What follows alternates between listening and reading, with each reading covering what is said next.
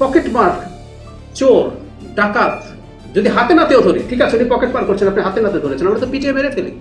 ব্যবস্থা নেওয়া হয়নি ব্যাপারটা এরকম না, ঘটনাটাকে খুবই গুরুত্ব দিয়ে সরকার খতিয়ে দেখছে প্রতিটা ক্ষেত্রে।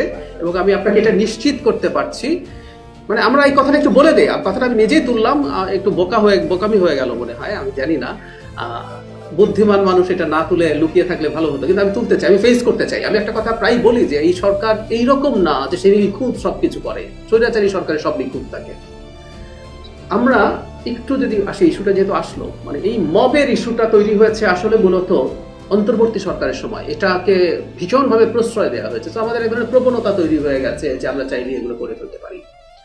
আমি জনগণের উদ্দেশ্যে একটা কথা একটু বলি, সবচেয়ে ভয়ঙ্কর অভিযোগ তো কারোর বিরুদ্ধে থাকে, সবচেয়ে, আই রিপিট, যে পীরের বিরুদ্ধে কেউ তাকে পীর না প্রশ্ন করছেন, করুন আপনারা, সেটা করতেই পারেন, তার কোনো বক্তব্য নিয়ে কারোর মধ্যে কোনো রকম কোনো ক্ষোভ, আহত হওয়া যদি থেকে থাকতে পারে, ওনার চাইতে আরো বেশি ভয়ঙ্কর বক্তব্য যদি কেউ দিয়ে থাকেন। রাষ্ট্র আইন প্রয়োগ করার ক্ষমতা রাষ্ট্রেরই আছে, এমনকি রাষ্ট্র যদি, সরকার যদি কখনো কোনোভাবে সেটা করতে মনে হচ্ছে ব্যর্থ, তারপরও আমরা আসলে এটা করতে পারি, বা পারসেপশনটা নিতে হবে। তো আমরা দুটো বার্তা দিতে চাই, আমি আপনার জায়গা থেকে আসি। একটা হচ্ছে, আপনারা জানেন একটা মামলা হয়েছে, মামলা হওয়া নিয়েও দেরি হচ্ছিল, মামলা হয়েছে এবং সেটার ভিত্তিতে আসামি চিহ্নিত করা হয়েছে, ব্যবস্থা নেওয়া হচ্ছে, এটা করতে হবে।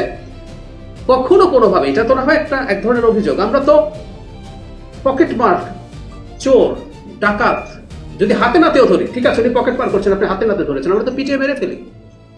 এই ঘটনাগুলো ঘটতে দেওয়া যাবে না, এটা আমরা করতে দেবো না। আসলে আমার নিজস্ব সিরিয়াস, এটা আমার ব্যক্তিগত ব্যাপার, আমার নিজস্ব সিরিয়াস মাথা ব্যথা আছে এটা নিয়ে।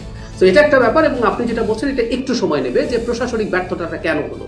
অবশ্যই আমরা যদি ভবিষ্যতে এটার রিপিটেশন বন্ধ করতে চাই, আমাদের সেটাও করতে হবে। এটা খুব সিরিয়াসলি তৈরি দেখা হচ্ছে, আমার সাথে মাননীয় স্বরাষ্ট্রমন্ত্রীরও কথা হয়েছে, আমরা এগুলো নিয়ে ব্যবস্থা নেব, এবং আমরা as early as possible, এটা zero tolerance means zero tolerance, এই বার্তা আমরা আসলে দেবো। আমি আবারও বলছি, কতগুলো মবের ঘটনা যেগুলো সত্যিকার মব, এগুলো তো অনেকটা তৈরি করা হয়, এটাকে মব বলবো কিনা, কতগুলো সত্যিকার মব আছে। আমরা একটা চোর ধরতে পারলে পিটিয়ে মেরে ফেলতে চাই, আমরা একটা ডাকাত ধরতে পারলে পিটিয়ে মেরে ফেলতে চাই। এই সরকারে আমি অন্তত যতদিন আছি, এই সরকার নিজেও চাইবে আমি ওই মবের ঘটনাগুলো নিয়েও ডিল করতে চাইব। এগুলো অপরাধ। ডাকাতকে আপনি হাতে নাতে ধরে ফেললেও তাকে পিটিয়ে মেরে ফেলা যাবে না, পিটিয়ে মেরে ফেলা দূরে থাকুক, পেটানোই যাবে না। এই বার্তাগুলো আমরা যেন মনে রাখি। মানে সেটা হচ্ছে একটা পরিকল্পিত মব, মানে পরিকল্পিত মব হয় না, কিন্তু এই চেষ্টা হয়েছে। মানে কেউ কেউ বলে যে তোমার ওখানে আমি মব করবো, মব কি বলে করা যায় নাকি? আমি আবারও বলছি, মবের মানে চমৎকার উদাহরণ হচ্ছে আমরা যখন কোনো পকেট মারকে ধরতে পারি, তখন সবাই কিন্তু আমরা স্ট্রাকচার না, প্ল্যান না, একজন ধরেছি সবাই এসে জড়িত হচ্ছে। সো ইন্টারিমের সময় আসলে একটা নতুন ফেনোমেনন তৈরি হয়েছে, যেটাকে আমরা মব বলি। ইন মাই কনসিডারেশন এটা বহু ক্ষেত্রে আসলে মব না, আপনি অর্গানাইজ করছেন। ইনস্ট্যান্টলি যদি ঘটে, তারপরও সেটাকে আমরা মব বলতে পারবো। মব মানে যে খারাপ ভালো, আমি সেই তর্কে যাচ্ছি না।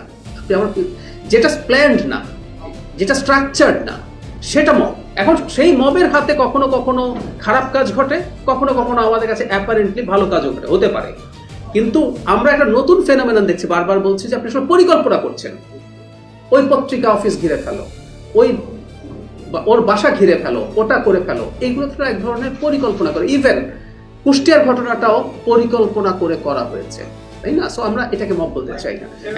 এখন আমি ওই জায়গায় আসি, সেটা হলো, আপনারা জানেন যে ফৌজদারি অপরাধ তামাদি হয় না এখন, আজকে থেকে 15, 20, 25, 30 বছর পরও এই অপরাধ আসলে, যে অপরাধ ঘটেছে।